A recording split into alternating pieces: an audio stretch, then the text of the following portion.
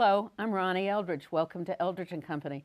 Most of us here in New York think guns are threatening and want to see strong controls on their use, but there are many who don't and wouldn't mind seeing them everywhere and with anyone. My guest is Richard Aborn, an attorney and longtime gun control advocate, a former president of the Brady campaign and currently the president of the New York City Citizens Crime Commission. Well, it's a big thing. It is. How, with the country so divided, and it is so divided, is there ever a chance for any kind of reconciliation? Yeah, I think there is. There is division in the country along a lot of fault lines, and we could go through all those. But on guns, interestingly, there's a fair amount of agreement that these large magazines that were used in the Tucson shooting should be banned. These are magazines that can put 30, 60, or 100 bullets in a gun at any one time. So even if you believe you should have the right to have a gun for self-defense, most people don't think you should have a right to carry 30 bullets around with you. And that's one of the things we're seeking to correct. Right, and do you think that's going to pass the Congress? I think we have a good chance at this. I led the fight, helped lead the fight. This is Congresswoman McCarthy. Yeah, exactly, and Frank Lautenberg will also have a bill in the Senate. And there are an interesting number of sponsors coming on both bills, so that's encouraging.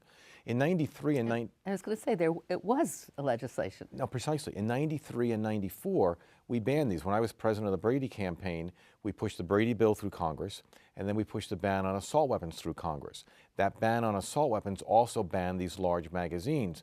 But we unfortunately, as a political compromise, and welcome to Washington, you have to compromise sometimes, we took a 10-year sunset.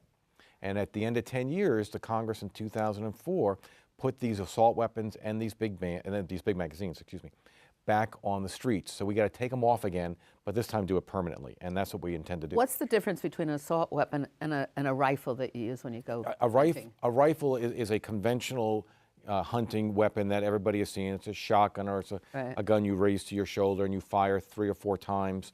They can be semi-automatic or not. An assault weapon is a weapon designed for what's called close quarters combat. They were designed by an Israeli general named Uzi, hence the gun Uzi, for close quarters when you're fighting in a very close situation. So they are designed to kill as many people as rapidly as possible, usually in close quarters combat. They are semi-automatic, they're not fully automatic, but they're designed to rapid fire and to accept these large magazines. But in addition to that, they have a mechanism on the barrel of the gun that dispenses the heat, because when a gun is fired a lot of times it gets very hot, and you can hold the front of the gun and keep it down. It's called a barrel shroud. So you can keep firing very close quarters. And that's what happened in Tucson. In Tucson it was a pistol. It was not an assault weapon, but it had the 30-round magazine. Yeah. Well, you've spent a lot of time with this, yes, and you've been around a lot. I mean, there are just people who love guns, and we resort to the Second Amendment kind of thing. Right. Do you really think, I mean, I've never felt that an average gun owner, a person who really likes a gun, really ever knew about the Second Amendment. Well, they know about the Second Amendment because the NRA has used it as a sword for years in order to stop a lot of our gun control bills from passing either state legislatures or the Congress. And as you know, the Supreme Court now, in a case called Heller, has said that yes, individuals have a right to keep and bear a gun, but limited to a handgun in the home for self-defense. They've said in that case that we have the ability, the gun control movement, has the ability to pass licensing, registration, bans on certain types of weapons, time and place restrictions. So while the court has found an individual right to keep and bear a gun in the home for self-defense, they have not in any way stopped us from doing what we think we need to do in order to make the streets safer. And the irony here is that I really have no problem with a perfectly lawful, abiding citizen who goes through the background checks, does the safety training, and knows how to handle a gun, from them having a gun. They're not going to kill, they're not going to maim, they're not going to rob. For me, it's all about breaking up the illegal markets, keeping criminals from getting guns, and those who are mentally unstable from getting guns. And of course, turning down the firepower. You know, we talk a lot now about turning down the political rhetoric. I want to turn down the firepower as well and get these magazines off the streets. But I mean, people could still steal a gun, but that's not going to happen that often. No, it happens, but they won't have the big magazine. Was that the ruling that affected Washington, D.C.? Yes, precisely. Right. How do you frame it so that people out west aren't going to just rise up and say you're infringing my Second Amendment and Second Constitution? Your astute political background comes out because you're exactly right. This is about framing. And we need to frame this in a way that gun owners, legitimate gun owners, don't believe we're threatening their ability to get a gun. And if we can do that, I think we win this. And I think the way we do that is by showing exactly what we are trying to ban. We're trying to ban those very long sleeves that go inside a gun that contain all those bullets, or those big drums that contain 100 bullets from going in a gun.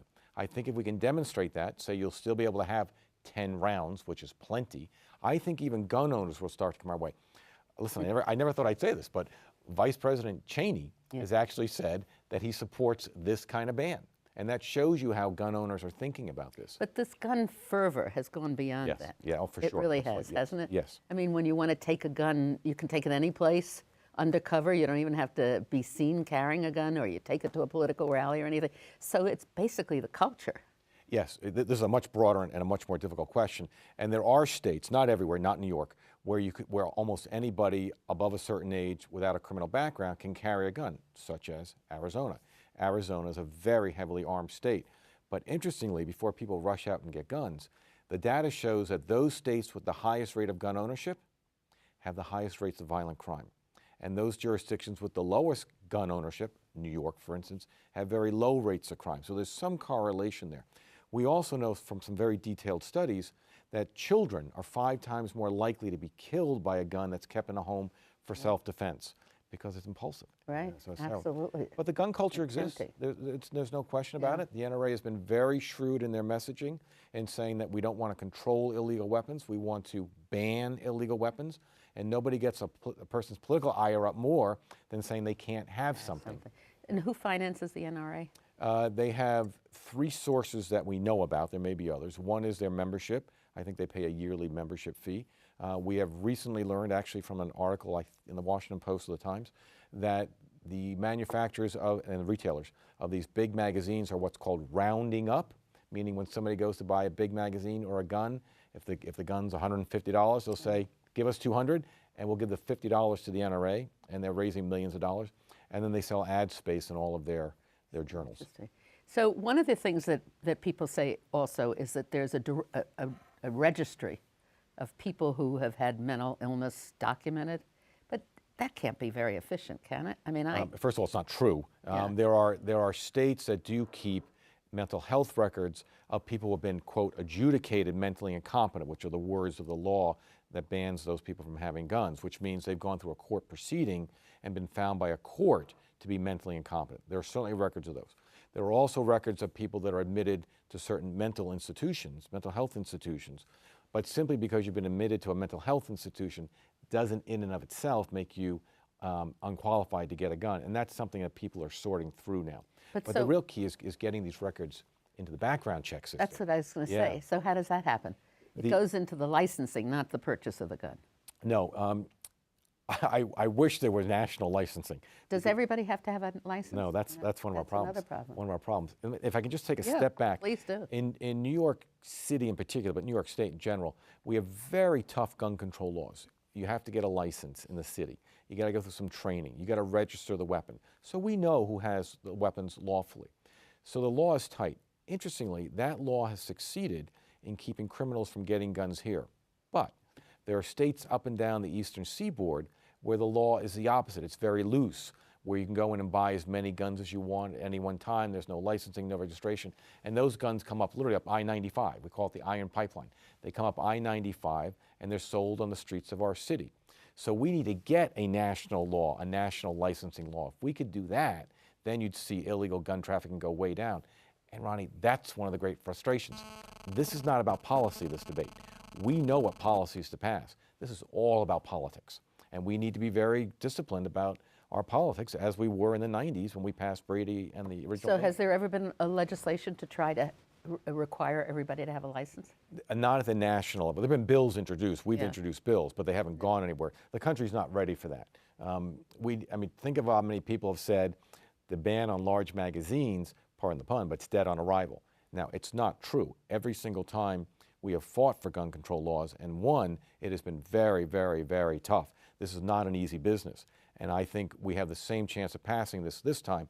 But the movement's got to stay together. We got to be on message. We got to do all the political framing that you talked about. And so, are the police supportive of gun control? Yes, by and large, we have Nationally? very strong support amongst law enforcement, and that's been an incredibly important ally. Yeah. There's nothing stronger than groups of advocates and victims and emergency room personnel and clergy standing side by side with the folks in blue and saying to the Congress, it is sane, it is logical, it is reasonable to restrict these kinds of weapons. Does that go for sheriffs groups and everything else? Yeah, we get a lot of support in sheriffs, but sheriffs are elected officials, and as you move further west, you tend to get more sheriffs siding with the NRA, but not overwhelmingly so, and they tend not to be really zealous in their support of the NRA. They think that they have to support them because of what they may make to get political elected. judgments. Yeah. They may make political And that's a lot too of members of Congress.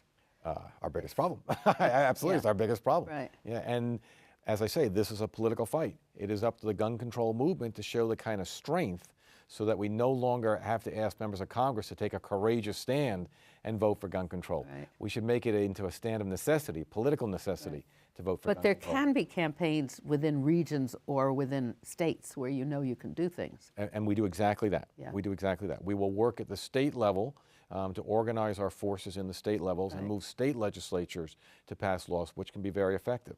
For instance, when we originally passed the national ban on assault weapons, we then asked a number of states to pass state bans on assault weapons and clips, just in case the national ban sunset.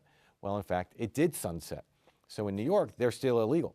And I think it's 15 or 20 states, I forget exactly. Yeah. They're also illegal. But we need it at the national level so you don't get that illegal market thriving out Right. there. We need to go down I-95 for New York Central. We got to go down I-95, then across 80, then back on 70. Is Florida still a state that's free or easy to buy guns? Yes, but it's not one of the principal states where we get guns. Our guns come from Virginia, North Carolina, South Carolina, the western part of Pennsylvania, not the Philadelphia side, the western part, and Georgia a little bit, and a little bit of Texas. And the gun shows, Ah, are they under any regulations at all? it's awful. It's awful. So there is what's called no ban, no check requirement on private sales. So if I own a gun and I want to sell it to you in a lot of states, not New York, we can do that. It doesn't go through any check. Well, at gun shows, people have large numbers of guns out there, and I mean all sorts of weaponry and big magazines, and they sell those amongst themselves or to people that walk in. There's no required check going through that, and we need to get that. That bill is called Closing the Gun Show Loophole, and it's a very important piece of legislation. Who sponsors these gun shows? Various groups. There are gun dealers that sponsor them, gun manufacturers that sponsor them. Let's describe it, what it looks like. Just imagine going to the Javits Center. It doesn't happen here, but Yeah. imagine going to the Javits Center where you see the boat show or the car show. Well, it's the gun show. So you see table after table after table of all sorts of weaponry, paraphernalia, apparel, all sorts of merchandise. Well, you see those, move outside of New York, and you see those every weekend throughout America. In fact, I believe this is correct, the weekend after that horrendous shooting in Tucson, there was a gun show in Tucson that went forward. Right. That went forward. The NRA had a gun show, I think, a month after the shooting in Columbine, and they held it out in Colorado. So these are bazaars of guns. But I heard that the sale of guns went up after the shooting in Tucson, and it was supposedly attributed to the fact that they were afraid there would be some legislation or controls put on. It happens every single time. In fact, one of the ways we judge our political momentum is when this is awful, but we see gun sales start going up because the NRA sends that message, they're coming after your gun. So everybody runs out and they start stocking up, which is awful, we've seen it now. Where is the NRA actually located? Their headquarters, they actually were started in Long Island after the Civil War, but as a marksman organization. And for years and years and years, they were just a sporting group. But they're headquartered now in Washington. I forget the exact street because they recently moved. But they're in Washington with offices throughout the country. And they're a large organization. They are a very large organization. They're one of the most well-funded lobbies on the Hill. And I have to say, in all honesty, they're one of the most potent groups on the Hill. Many times a member of Congress has come up to me and said, Rich, I really like what you're doing. I would love to support you, but. And the but is for the NRA. And so does the anti-gun, gun control lobby make contributions to political campaigns, and how do they raise the money? Yes, but it's modest compared to what the NRA does, very modest. And we raise it through organizations and individuals throughout the country that are concerned about gun control and gun safety. And our donors are generous, but we have we don't have nearly the numbers that the NRA has. We also don't have the sort of, there are two differences. The NRA is an ongoing organization that also provides target shoes, fraternal things, social things. But they've been very shrewd at saying that we're out to ban everybody's gun. And the reason they've done that is that they've understood that's the best way to get their members to bond to the organization. You know, think of all the big social movements. They've always been about somebody wanting to have something.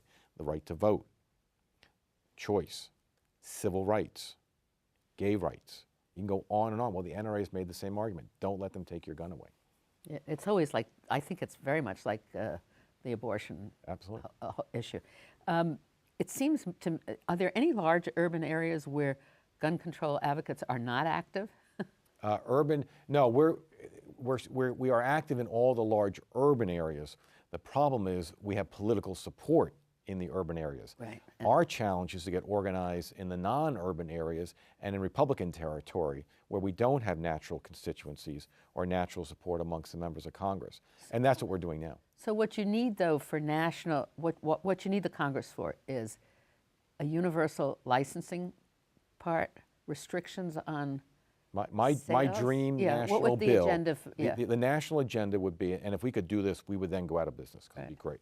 If we get national licensing, national registration, a limit on sales to 1 gun a month, a ban on assault weapons, mandatory training, ban on these large magazines, and much better record keeping, much better the National Instant Check System, mental health issues, things like that. We'd be well on our way to a much safer America. And there are many states that have those schemes that I just talked about, and legitimate gun owners get guns in those states. So we could pass these policies without ever interfering with a law-abiding citizen's ability to get a weapon. And that's where we need to push this dialogue. Not in this hysterical realm where it's, oh, they're out to take all of our guns. We're not. I don't care about law-abiding citizens.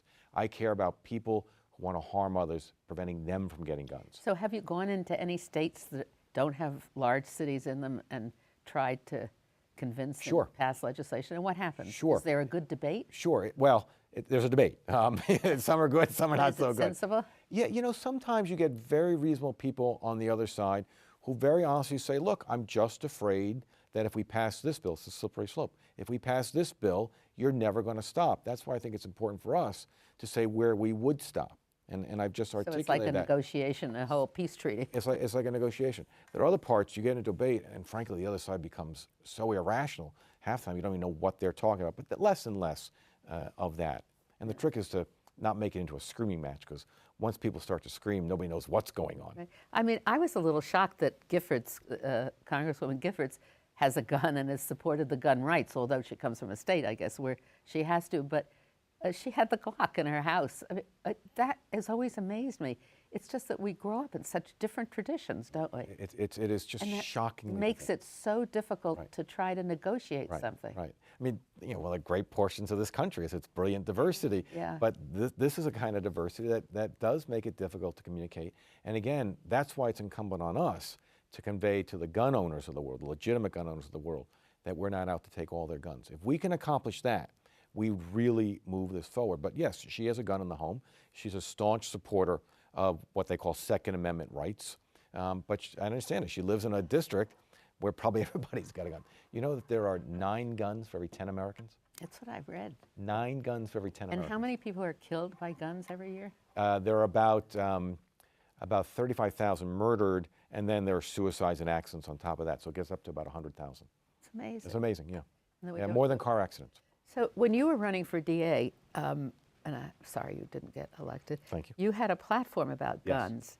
And that was even for this city that has this remarkably advanced restrictions on guns. So what other things would you do? So the platform that I ran on really talked about the illegal guns coming into New York. So what I would love to see happen is to build an interstate strike force up and down the eastern seaboard, combining law enforcement and technology so that we have a very good understanding of where the illegal guns are coming from, and then go after them. And I'm working on that now, and I think we're making progress on that. I'd also like to... How do you do that? You go from state to state, as I'm doing, and you talk with people in the state police and in the local governments about the need to do this. You talk with the people that run what are called the fusion centers, which are intelligence centers that were set up in the wake of 9/11 that gather criminal information into one central point, and you then put that information about gun trafficking into what's called a common database, and you analyze that data. Not hard to do. You hire analysts and prosecutors and investigators, and they run these strike forces. The mob's been in the news lately, right, because these big arrests. Yeah. It's a very similar model to the way the federal government went after the mob. They worked on an interstate basis, sharing information, and then targeting individuals. This would be very similar. Also, New York does not have a renewable handgun license. So once you get a handgun license in New York, it's essentially a lifetime license. I'd like to see that be a 5-year renewable license. If under the law, under the federal law, a person who is even accused of domestic violence or convicted of domestic violence is not permitted to have a gun. I would like to make sure that courts know when somebody who's accused of domestic violence has a gun license, so that gun can be surrendered. I've been involved in domestic violence cases that get to a courtroom.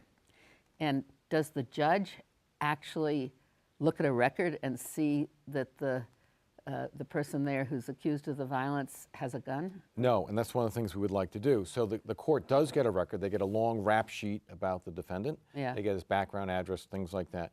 It'd be very easy to put a banner on there saying defendant has been issued a license for a gun, and the court could then order the surrender of that gun. That'd be a very helpful and frankly very easy thing to do. So that's one of the changes also we'd like to see in New York. Plus, just really be vigorous about the mental health records. But you also said, though, I think when the person's arrested, the police get the listing that he has a license. I don't know that the police get it right at the point of arrest. In fact, I don't think there'd be any way for them to get that. But certainly the arraigning court could get that information, or the police when they check the person in at the precinct. I didn't mean to interrupt you. Go on. That's okay. One of the other things we have to do both in New York and throughout the country is address this issue about mental health records. We do need to make sure that people that have been adjudicated mentally incompetent are in the background check system. There are some states that are doing a very poor job of reporting those people. And people who are also adjudicated to be drug abusers, they need to be in the system as well so that the law can be fulfilled and those who are not allowed to purchase a gun are stopped. Ironically, Brady's been very successful in stopping felons from getting guns, because when felons still go into gun shops and they try and buy guns and they're stopped. So we need to do the same thing on drug abuse and mental health. So they can go to a gun show. Well, that's the problem. Do we have gun shows in New York? We have gun shows, but New York has a strong law, signed by Governor Pataki, in fact, that prohibits you from selling a gun without going through the background check. That's a very smart thing, by the way. Right. One of the other things that I hear is somehow marking the bullet. Yes, microstamping. Explain that too. Microstamping, very smart technology. California just passed this. So one of the big challenges that law enforcement has is more and more the guns that are used are semi-automatic pistols, which means when they fire a bullet, the casing, which is the little metal case that carries the lead head of the bullet, pops out of the weapon. That's why you see them on the ground. Well, you could stamp those casings with an identifier, which would give you a number, which would show you what gun that bullet came from, that casing came from. You could then trace that casing to a gun, to the original purchaser, to the retail store. That would give you a very quick jump on investigations, because right now we have to wait until we seize the actual gun to find out who originally bought the gun. So that would greatly accelerate it. It's a bill that we have in the New York State Legislature, and I really hope the governor supports that bill. He's been very strong behind it as AG, and that we can get that bill through the state legislature. Really important. Now, is the manufacturer of a gun the same as the manufacturer of a bullet? They can be or not. There's some people that manufacture just guns, some that manufacture just bullets. There's some that manufacture guns and these big magazines, and there are some that manufacture just the big magazines. So are they going to object with the increased cost? I'm sure. They object to everything. Are you kidding? They'll object to the weather's not nice enough. What kind of controls are there on the manufacturers? Anything? There are virtually none. They are inspected. There's limitations on what they can import. But there are some states that limit what they can sell. For New York, for instance, we do have a bullet marking system, and they have to give us 3 discharged shells. But essentially, there are very few limitations. But there are record-keeping requirements. So right now, we're looking at limiting the size of the magazines. Correct. That's what's the next step? Closing the gun show loophole.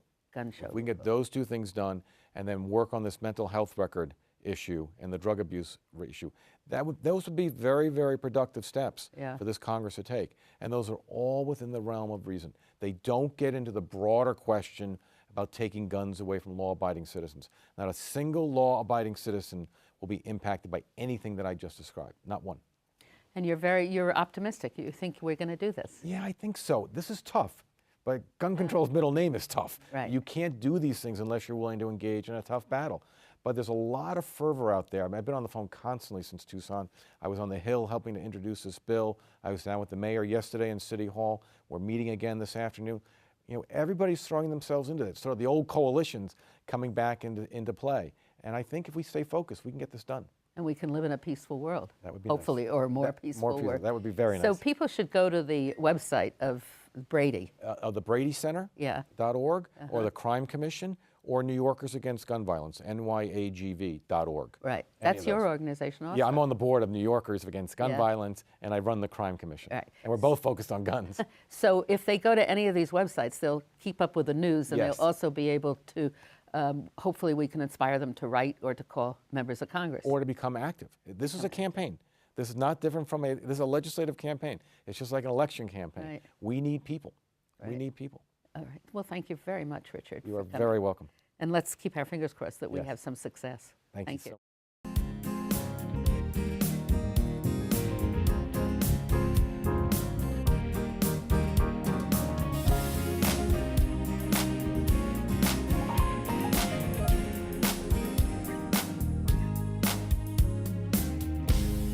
If there are any people you'd like to hear and topics you'd like us to explore, please let me know.